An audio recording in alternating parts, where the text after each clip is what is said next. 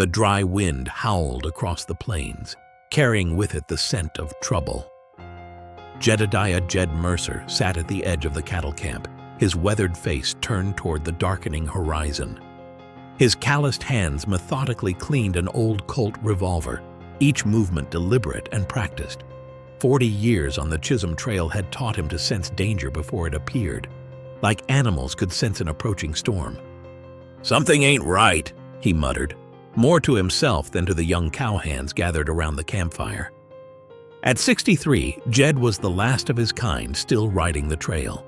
The lines etched into his leathery face told stories of Comanche battles, cattle stampedes, and endless miles beneath an unforgiving sun.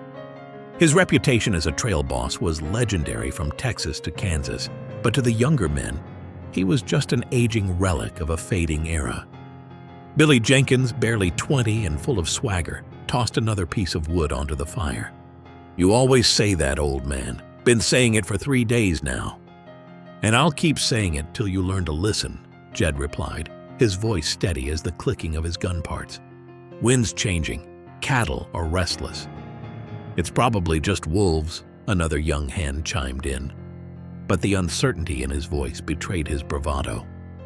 Jed slid the cleaned revolver back into its holster and fixed his gaze on the men around him. Ranchers all along the trail been telling stories, rustlers working these parts, smart ones. They don't just hit any herd, they watch, they wait. Billy scoffed, patting the rifle at his side. "Let 'em come then. 20 men watching 5,000 head of cattle? They'd be fools to try." Jed stood slowly, his joints protesting years of hard riding and cold nights. "Fools don't survive in this country, boy. These ain't fools we're dealing with." The trail boss walked to the edge of the camp, his eyes scanning the horizon where purple shadows had begun to gather. Behind him, the massive herd of longhorns shifted uneasily in their bedding grounds, their occasional laws carrying across the twilight air. "I rode with men who fought Comanches," Jed continued. "Men who could read and sign others couldn't even see. Most of them are dead now, and the ones that killed them weren't fools either." He turned back to the men, his silhouette framed against the dying light. "These rustlers, they don't just steal cattle, they steal livelihoods. They kill men, and they're watching us right now, same as I'm watching them." The younger cowboys exchanged uneasy glances, their earlier confidence wavering under Jed's cold certainty. "Double the night watch," Jed ordered. "No fires after midnight, and keep your rifles close." As the men dispersed to their duties, Jed remained at the perimeter, his eyes fixed on something only he could see. In the distance, thunder rumbled, a storm approaching, both in the heavens and on the earth below. Before we get into this showdown, tell us, what's the toughest Western legend you've heard? Drop it in the comments. Jed woke with a start, his eyes snapping open to the midnight darkness. Most men would have seen nothing but black, but his vision had long ago adjusted to reading the night. The cattle were shifting, not in their usual slow, sleepy movements, but with an anxious energy that sent ripples through the herd. Something was wrong. The moon hung fat and yellow above the plains, casting long shadows across the bedded cattle. Jed reached for his rifle without making a sound, his movements deliberate as he scanned the perimeter. The night guards were at their posts. He could make out their silhouettes against the silvery landscape, but they hadn't noticed what his old bones had felt. They were being watched. Jed slipped from his bedroll, keeping low. 40 years on the trail had taught him that a man standing made a fine target. He moved toward his horse, a sturdy dun that stood half-dozing nearby. The animal's ears were pricked forward, another warning sign. Just as he reached for his saddle horn, the first shot cracked through the stillness. "Raiders!" someone shouted. The cry cut short by another gunshot. In an instant, the night erupted into chaos. Dark figures on horseback burst from the cover of a distant gully, whooping and firing as they charged straight toward the herd. The sleeping cattle bolted upright, their massive bodies surging in panic as they struggled to their feet. The stampede began as frightened longhorns crashed into each other, their horns flashing in the moonlight as they ran. But Jed saw the pattern in the chaos. The rustlers weren't just spooking the cattle. They were cutting a section of the herd away, driving nearly 1,000 head toward the east. From his elevated position, Jed spotted a rider directing the operation. The man's hat was pulled low, but his commands carried through the night as he orchestrated the theft with military precision. 2 rustlers broke from the main group, heading toward the chuck wagon where most of the cowhands had been sleeping. They never saw Jed watching from the shadows. His first shot knocked one clean from his saddle. The second rustler wheeled his horse around, firing wildly, but Jed's next bullet found its mark with deadly accuracy. Young Billy was screaming orders, his voice cracking with panic as he tried to rally the cowhands. Men scrambled for weapons and horses, but the rustlers had timed their attack perfectly when the night watch was at its weariest and the main camp was in deepest sleep. By the time the cowhands had mounted a proper defense, the raiders were driving the split herd over the eastern ridge, their silhouettes disappearing into the darkness beyond. As dawn broke over the camp, the full extent of the damage became clear. Nearly a third of the herd was gone. 2 cowhands lay wounded, one with a bullet in his shoulder, another with a broken leg from being trampled. The remaining cattle were scattered across half a mile of prairie. Jed stood at the spot where the rustlers had first emerged, studying the ground with eyes that missed nothing. "Those weren't ordinary thieves," he said as Billy approached. "They knew exactly when to hit us, where our blind spots were." "What do we do?" Billy asked, his earlier bravado replaced with grim reality. Jed's eyes narrowed as he looked toward the eastern horizon. "We get ready, because they'll be back." The rising sun cast long shadows across the trampled grass as Jed and the cowhands assessed the damage. The remaining cattle lowered nervously, still agitated from the night's chaos. Men moved with grim purpose, tending to wounded comrades and accounting for their losses. "Jenkins, Thompson, see to the wounded," Jed ordered. "The rest of you get this herd settled. We don't need another stampede." Billy approached, his youthful face streaked with dirt and exhaustion. "Jed, you better come see this." The trail boss followed Billy to the eastern edge of the camp where a crude wooden post had been driven into the ground. A piece of paper was pinned to it with a gleaming Bowie knife, the blade buried deep in the wood. Jed pulled the knife free and examined the note, his weathered face darkening as he read the rough scrawl. "This land belongs to Boone Callahan. Move on or lose everything." Boone Callahan, Jed muttered, the name rolling off his tongue like venom. "Never thought I'd hear that name again." "You know him?" Billy asked, the other cowhands gathering around. Jed nodded slowly, tucking the note into his pocket while weighing the knife in his hand. "Callahan rode with Quantrill during the war. Wasn't satisfied when the fighting ended, so he kept on raiding. Not just a thief, a killer. Man who enjoys it too much." The younger cowboys exchanged glances, absorbing this information as Jed continued. "Last I heard, he was running with a gang along the Kansas border. Guess he's moved south." "Then let's ride after them," young Rodriguez declared, anger flashing in his eyes. "There's still 20 of us. We can take them." A chorus of agreement rose from the group, but Jed silenced them with a raised hand. "That's exactly what he wants. Callahan's men are probably watching us right now, waiting for us to split our forces. We ride out half-cocked, the rest of our herd disappears while we're gone." "So we just let them get away with it?" Billy demanded, his pride wounded. Jed's eyes narrowed as he slid the Bowie knife into his belt. "I didn't say that." He walked toward his horse, the men following. "Callahan thinks he's dealing with ordinary drovers. He doesn't know who I am or what I've done." Jed swung into his saddle with practiced ease. "I wasn't always a trail boss. Before that, I hunted men. Comanche warriors, Confederate deserters, Mexican bandits. Men a whole lot meaner than Boone Callahan." The cowhands went silent, many of them hearing this for the first time. "Miller, Wilson, you stay with the herd," Jed commanded. "The rest of you, get provisions for 3 days. We're not chasing them. We're hunting them." "What's your plan?" Billy asked, already moving to comply. Jed looked toward the eastern horizon, his eyes cold as winter. "Callahan thinks he's teaching us a lesson, but he's about to learn one himself. There's a reason I've survived 40 years out here, when most men don't last 5. As the camp burst into activity, Jed studied the knife he'd taken from the post. It was a fine weapon, well balanced and sharp. Soon, he thought, it would be returned to its owner, one way or another. By midday, Jed led a group of 15 men across the sun-baked prairie, following a trail most of them couldn't even see. The cowhands watched in silent admiration as the old trail boss dismounted periodically, crouching to study bent grass blades, displaced pebbles, and other signs invisible to untrained eyes. "How can you read sign in this dried-up grass?" Billy asked, squinting at the ground that looked undisturbed to him. "They could be anywhere." Jed pointed to a patch of seemingly ordinary dirt. "See there? Hoof print, deeper on one side. Horse carrying extra weight, probably our beef. And there," he indicated a broken stem of prairie grass. "Cattle don't break stems like that.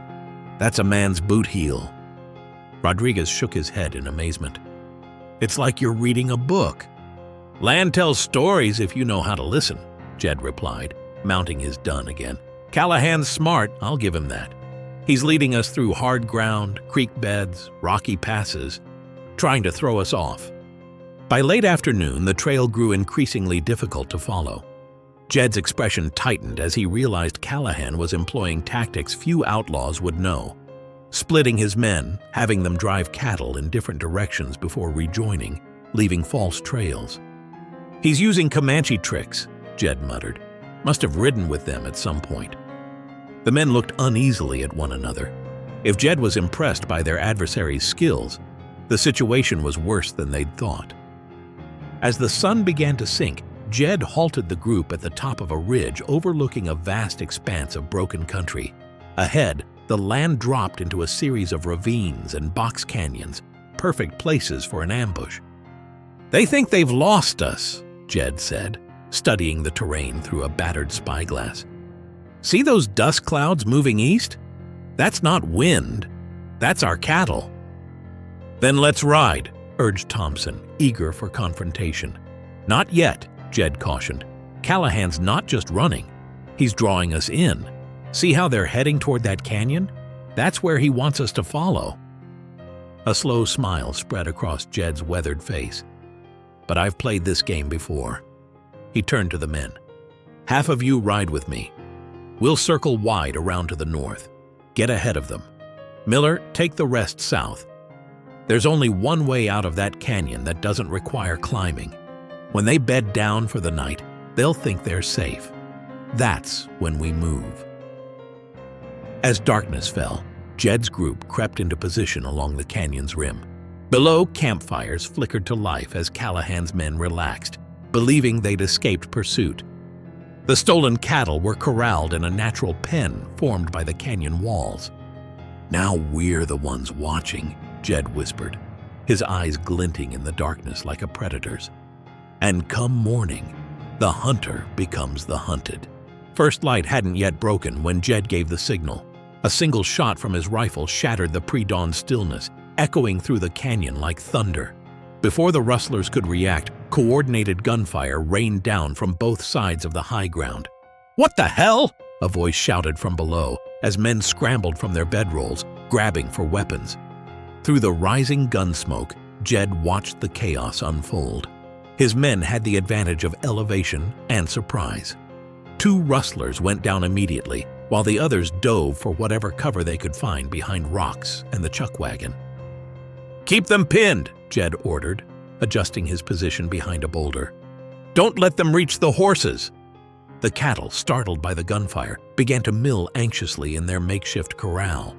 If they stampeded in this confined space, they'd likely trample half of Callahan's men, which wouldn't have bothered Jed much, except they might lose more of the herd in the process. Just as it seemed the rustlers were outmatched, a volley of gunfire erupted from a position Jed hadn't accounted for. A hidden cave entrance partway up the canyon wall. "Get down!" Jed shouted as bullets chipped rock fragments around them. One of his men cried out, clutching his arm where a bullet had grazed him. Jed cursed under his breath. Callahan was smarter than he'd given him credit for. He'd positioned men as a reserve force, anticipating the possibility of pursuit. The outlaw leader himself appeared at the cave entrance, recognizable by his distinctive broad-brimmed hat, directing his men's fire with calculated precision. "We're surrounded, Jed!" Billy called out, ducking as a bullet whizzed past his head. "No," Jed replied calmly, reaching into his saddlebag. "Not yet, we ain't." From his bag, he pulled out a tightly wrapped bundle of oil-soaked rags bound around arrow shafts, a trick he'd learned decades ago fighting Comanches. With practiced hands, he lit one from a small tinderbox. "When this hits, you all run for the South Passage," he instructed. "Stay low and don't stop for nothing." Jed stood, exposed for just a moment, and hurled the flaming projectile into a patch of dry brush below. The effect was immediate. Flames leapt up, spreading rapidly through the parched vegetation. More importantly, the sudden wall of fire and smoke provided the cover they needed. "Now!" Jed commanded, lighting and throwing 2 more of his fire arrows to widen the blaze. His men broke from their positions, racing along the rim toward the southern exit. Gunfire continued erratically from Callahan's men, but the smoke obscured their targets. Not everyone made it. Young Peterson took a bullet in the back as they ran, tumbling lifelessly down the canyon slope. Thompson was hit in the leg but was dragged to safety by Rodriguez. As they regrouped on a distant ridge, the men watched black smoke rising from the canyon. The cattle had broken free in the confusion, scattering across the landscape. Some reclaimed, others lost. "Callahan will be coming for us now," Jed said grimly, surveying the wounded. "This isn't over. It's just beginning." Boone Callahan paced the floor of the abandoned stagecoach station that served as his hideout, his spurs jingling with each furious step. Dried blood stained his sleeve where a bullet had grazed him during the canyon ambush. Around him, his remaining men nursed wounds and grievances in equal measure. "Who the hell are these cowboys?" he demanded, slamming his fist into a wooden post. "Regular drovers don't fight like that, don't track like that." "Boss," said a man with a scarred face, "reckon I know who we're dealing with. Heard the men calling their leader Jed. Has to be Jedediah Mercer." Callahan froze mid-stride. "Mercer? The Comanche hunter?" "Same one. Used to ride with the Texas Rangers before turning to driving cattle. They say he tracked a Comanche war party for 2 weeks across dead ground. Killed all 12 when he caught up to them." A heavy silence fell over the room as Callahan absorbed this information. His expression shifted from rage to calculation. "This changes things," he said finally. "We're not just dealing with some trail boss. We're dealing with a legend." He strode to the window, staring out at the horizon. "Get word to Carson, Pike, and the Williams brothers. Tell them I'll pay double for every gun they bring me. This isn't a cattle raid anymore. This is war." Meanwhile, Jed rode into the small settlement of Broken Branch, a collection of wooden buildings that barely qualified as a town. He headed straight for the saloon where he found exactly who he was looking for: Ben Hawkins, a former ranger who'd settled into a mostly peaceful life as the town's blacksmith. "Been a long time, Jed," Hawkins said, rising from his table. The 2 men clasped arms in the greeting of old comrades. "Need your help, Ben," Jed said without preamble. "Boone Callahan's rustling cattle and killing men in these parts." Hawkins's face darkened. "Callahan? Thought he was operating up in Kansas." "Not anymore. He's here and he's building something big. I need men who know how to fight." As the day progressed, more of Jed's old associates arrived at the saloon. Santiago, who'd fought Apaches along the border. McGregor, who'd survived 3 wars and more bar fights than anyone could count. Sykes, a former buffalo hunter whose shooting was legendary. Word of their gathering spread through Broken Branch, creating a ripple of tension. The town's mayor, a portly man named Wilkins, confronted them as evening fell. "We don't want trouble here, Mercer," he declared, nervously eyeing the collection of hard men. "Callahan's outfit is too big to challenge. You'll just bring his wrath down on all of us." Jed stood, his voice quiet but carrying through the now silent saloon. "Callahan's already here, Mayor. He's already taking what he wants. Question is, are you going to stand back and watch, or are you going to fight for what's yours?" He walked to the center of the room, addressing everyone present. "I'm not asking anyone to fight my battles, but I'm drawing a line in the sand. Callahan and his kind think they can take whatever they want because good men do nothing. I've spent my life standing against men like him, and I don't intend to stop now." His eyes swept the room, challenging each man present. "So what's it going to be?" The Anderson ranch burned against the night sky, flames reaching hungrily toward the stars. By the time Jed and his men arrived, the main house was already collapsing in on itself, timbers groaning as they surrendered to the inferno. The barn was nothing but embers, and the corrals stood empty, every head of cattle gone. "They killed the whole family," Santiago said grimly, crouching beside 3 sheet-covered forms laid out on the ground. "Shoot the men. Don't spare the women either." Jed's face was stone as he surveyed the destruction. This was Callahan's answer to his challenge, not a direct confrontation, but a message written in blood and fire. "There's tracks heading east," McGregor reported, returning from his scouting. "Maybe 30 riders, driving at least 100 heads. It's a trap," Jed said without hesitation. "Callahan's trying to draw us into an open country where he can surround us with his numbers." Billy, who'd insisted on joining Jed's crew despite his youth, kicked angrily at a charred fence post. "So we just let him keep doing this? Burning ranches and killing families?" Jed studied the young man, seeing flashes of his younger self in the cowhands' outrage. "No, but we don't dance to his tune either." Over the next 3 days, news of similar attacks reached them. A stagecoach ambushed, an outlying farm raided, a line camp burned to the ground. Callahan wasn't concentrating his forces for a decisive battle. He was spreading terror, trying to wear down Jed's men with the futility of always arriving too late. "He's playing with us," Hawkins observed as they rode back from yet another smoking ruin, "making us chase shadows while his main force stays hidden." "That's because he doesn't know who he's dealing with," Jed replied, a dangerous glint in his eye.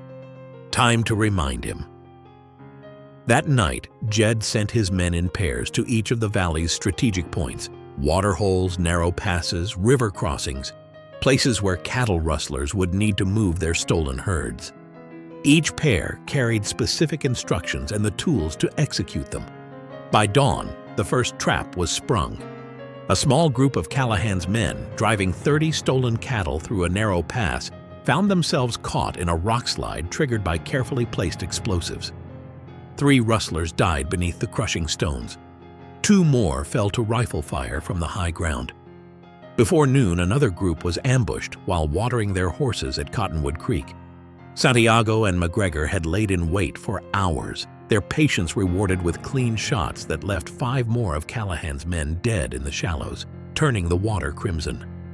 By sunset, word had reached Callahan that 15 of his men were dead, and none of the scattered raiding parties had managed to spot Jed or his main force. "He's using the land against us," Callahan realized, smashing a whiskey bottle against the wall. "Turning our own strategy back on us." Outside the hideout, one of his scouts rode in, his horse lathered from hard riding. "Boss," he called urgently, "Mercer's men, they're not just defending anymore, they're hunting us." I'll write Chapter 8 with 500 words as originally outlined. Dawn broke cold and clear over Dead Man's Ridge, the sun casting long shadows across the valley below. Jed stood motionless atop the rocky outcropping, surveying the terrain through his spyglass. Behind him, 20 men waited in silence, his original cowhands supplemented by the hardened fighters he'd gathered. "They're coming," Jed announced, collapsing the spyglass with a sharp click. "Callahan's bringing his whole force up through the southern pass." Hawkins moved to his side, studying the distant dust cloud. "Must be 40 riders, he's confident." "He's desperate," Jed corrected. We've been picking his men off for days. He needs to end this before his outfit falls apart." The plan was simple but effective.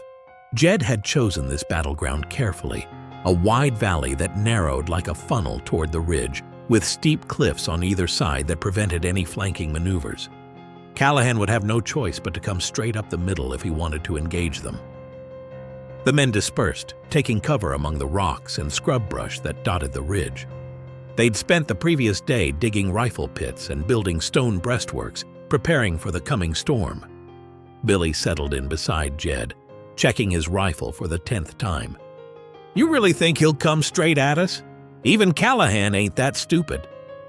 Jed's weathered face creased in a grim smile.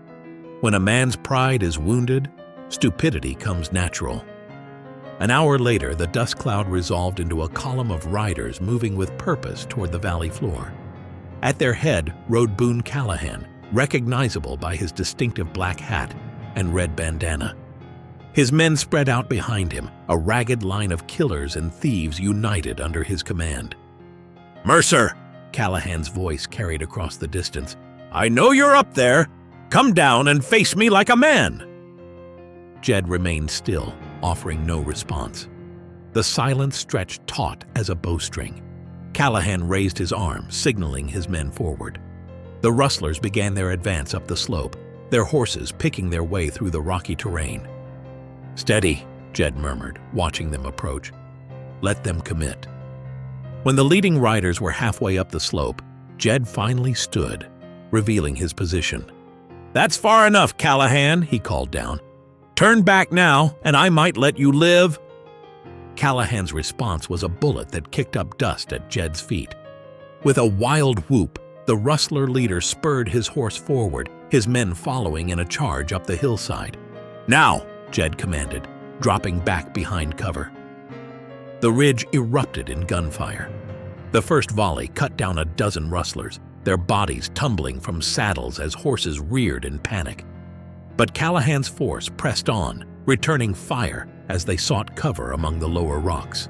The battle devolved into chaos, the crack of rifles, the screams of wounded men, the frightened whinnying of horses. Through the gunsmoke, Jed spotted Callahan dismounting behind a boulder, directing his men with shouts and gestures.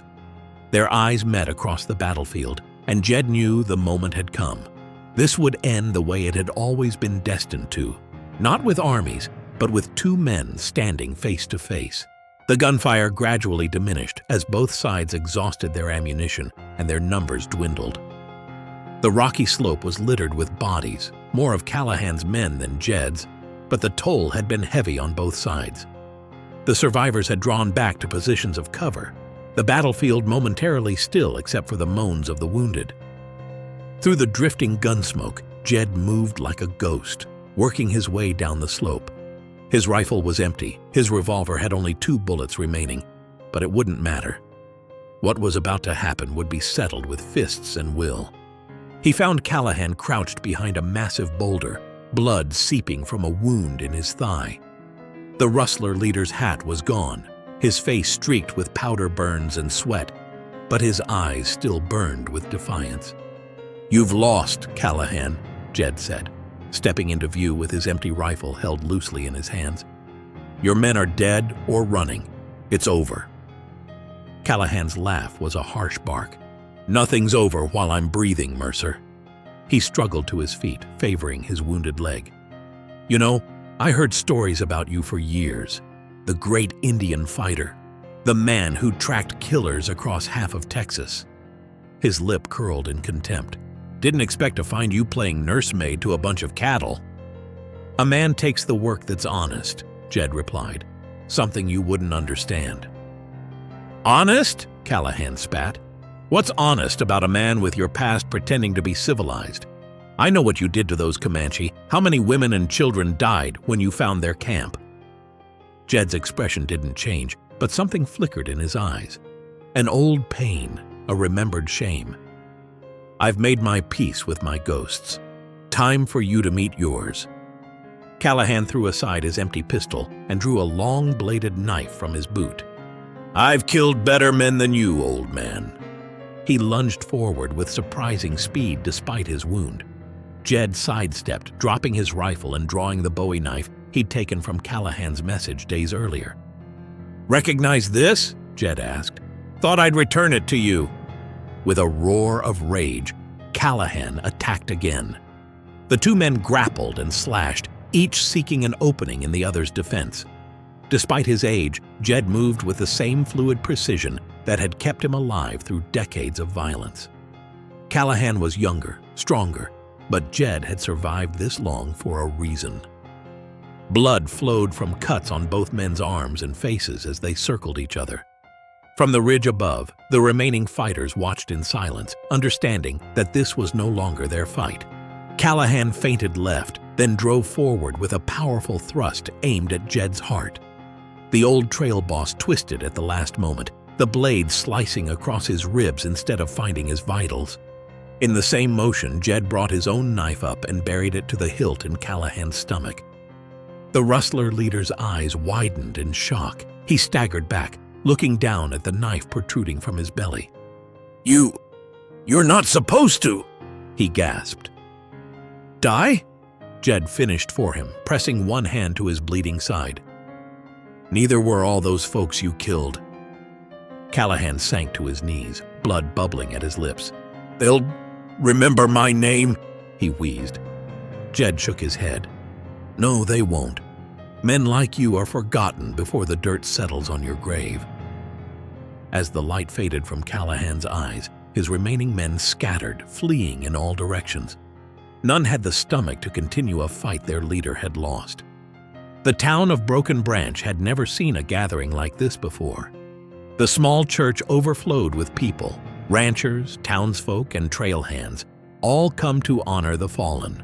4 simple coffins stood at the front, draped with American flags, men who had ridden with Jed and given their lives to end Callahan's reign of terror.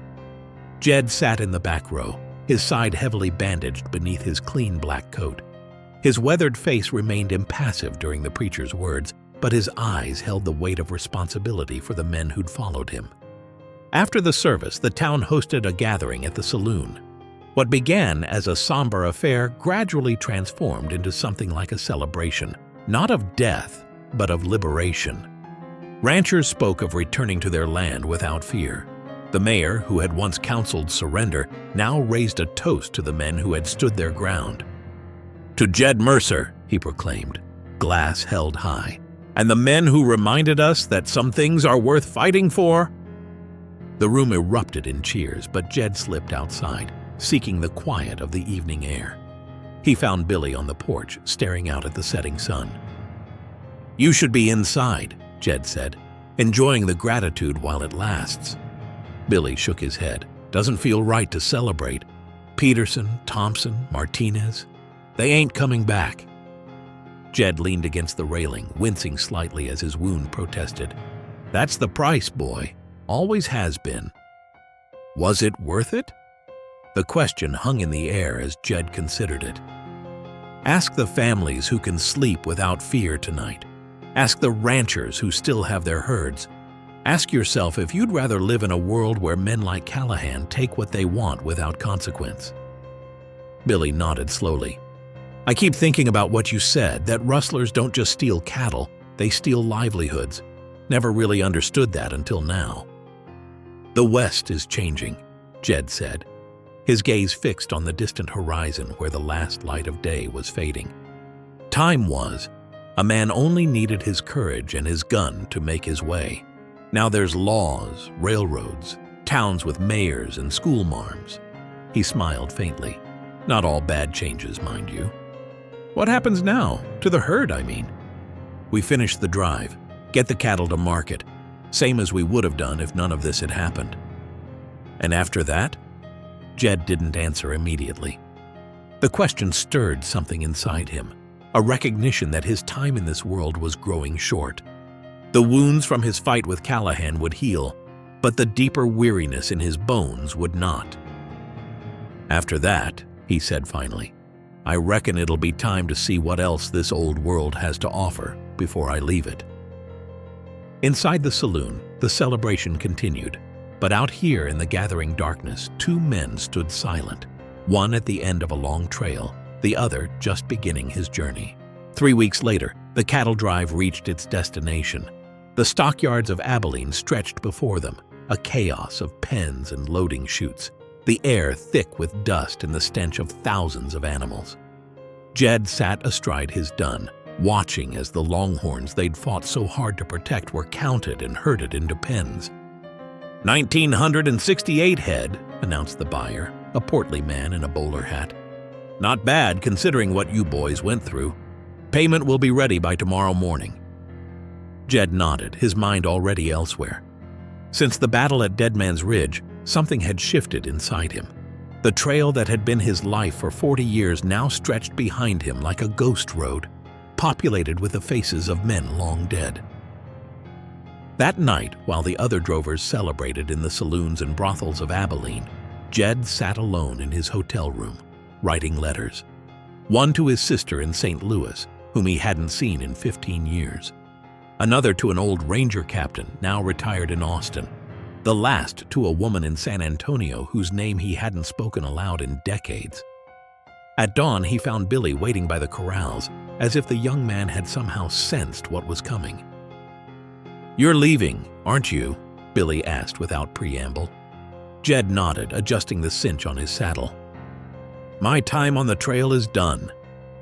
"Where will you go?" "East for a spell, then wherever the wind takes me." Jed turned to face the young cowhand. "The outfit's yours now." Billy's eyes widened. "Mine? But I'm not ready to be trail boss. I'm barely 23. "I was younger than you when I took my first herd north," Jed replied. "Besides, after what you've been through, driving cattle should seem easy." From his saddlebag, Jed withdrew his old Winchester rifle, the same one that had seen him through decades of trails and battles. He held it out to Billy. "This old gun has saved my life more times than I can count. It'll serve you well if you respect what it can do, and what it shouldn't be used for." Billy accepted the rifle with reverent hands. "I can't take this, Jed." "You can, and you will." Jed's tone left no room for argument. "The West belongs to your generation now. Mine is fading, like the buffalo and the open range. Changes are coming faster than most folks realize." He mounted his horse with the fluid grace that belied his years of hardship. "Remember what I taught you. Lead from the front, but listen to those behind you. Treat your men fair, but don't tolerate laziness or cruelty, and never draw your gun unless you're ready to use it." Billy stood straight, clutching the rifle. "Where should I tell the others you've gone?" Jed smiled faintly. "Tell them I went to find whatever's beyond the next horizon." With that, he touched his hat brim in farewell and turned his horse eastward, toward the rising sun. He didn't look back at the town or the young man standing there. His eyes were fixed on the distance, where new trails waited to be discovered. As Jed Mercer rode away from the life he'd known, he felt something he hadn't experienced in years, a sense of freedom, unburdened by responsibility or the ghosts of his past. The last of the old fighters was riding into legend, leaving the land safer than he'd found it. 10 years passed since the battle at Dead Man's Ridge. The Chisholm Trail had faded into memory, replaced by railroads. The open range was disappearing behind barbed wire, and the wild frontier was giving way to farms and settlements. In a bustling Dodge City saloon, Billy Jenkins, now a respected rancher, listened to a young man boast about outlaws he'd faced. "You think that's something?" said another patron.